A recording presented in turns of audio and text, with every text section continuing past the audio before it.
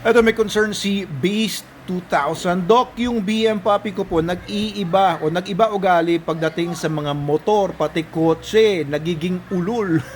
Hindi naman ganito dati pag nag-walk kami.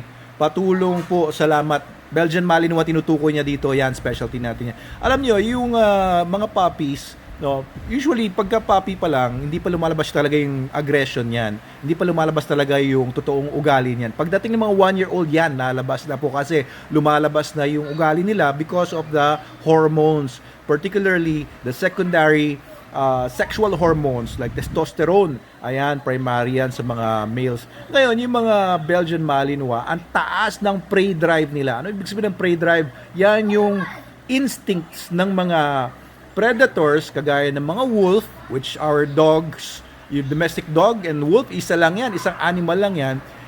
Medyo muted lang yung instincts ng maraming mga domestic dog breeds. Pero itong mga Belgians, no, hyper naman ito, tinaas naman yung instincts nila when it comes to prey drive. So ngayon, itong Belgian po ninyo ay mataas masyado ang prey drive. Ngayon nauulol yan dahil yung mga motor at saka mga kotse tumatakbo, nag-iingay. So ang prey drive nila nati-trigger po yan. So how do you suppress that? How do you control that? Simple lang, basic obedience. Paano mo gagawin yung basic obedience kung hindi mo naman kaya magpa-train? By the way, Manalo K9 can help you kung gusto niyo ipa-train sa amin. Basic obedience lang yan. Basic lang po sa atin yan sa mga trainers natin na magagaling. Nako, mako-correct po nila agad-agad yung problema ninyo. Kontakin nyo lang po kami, mag-message lang po kayo. Pero ito, no, one tip is kapag ka nagpapakita ng undesirable behavior, yung aso ninyo, kagaya ng pagiging ulol, yung hinihilan niya yung sarili niya, nakahawak ka sa leash, tapos gano'n yung aso mo, tapos parang nagwawala, parang si Tasmanian Devil yung sa Looney Tunes.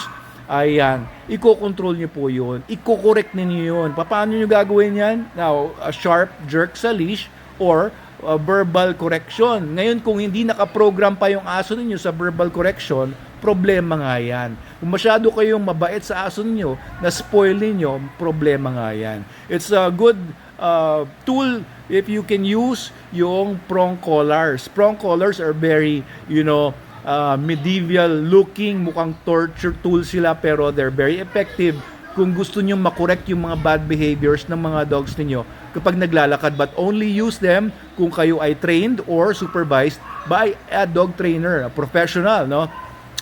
Prong collars. Also, pagka po hindi nagpapakita ng behavior na gano'n yung aso, you have to praise him, you have to reinforce naman yung good behavior naman. So, it's very basic. Kapag yung aso ninyo ay hindi sanay sa mga ganyan, no? Gusto niya sumunggab sa motorsiklo at mga kotse, i-expose ninyo sa mga ganong klaseng mga scenarios. And kada magpapakita pa lang, no, bago pa lang siya magpakita ng bad behavior, ikinokorek na po yan. Okay, so, halimbawa, pumaporma na, tumindig na yung mga tenga, at ayan na, parating na yung motor, naka-alerto na, correct na kagad. Okay, so, yung proper correction, proper use ng prong collars, I've been teaching this a long time ago na, at meron tayong mga videos kung paano gumamit ng prong collar, paano mag-correct using choke collar. At yan po, mga necessary tools yan, no? Hindi po yan, hindi yan dapat gamitin ng mga hindi trained, pero these are indispensable tools kung meron kayong high drive dog na sobrang hard, yung hindi talaga siya mapakiusapan verbally, hindi mo mapakiusapan by, alam niyo yun, gentle touch or pag-poke lang, you need tools. Ayan po. So, yan po yung masasabi ko tungkol sa sa problem po ninyo. Sir Beast, pangalan mo pala Beast na baka alam niyo yung mga aso manamala lang yun sa owners.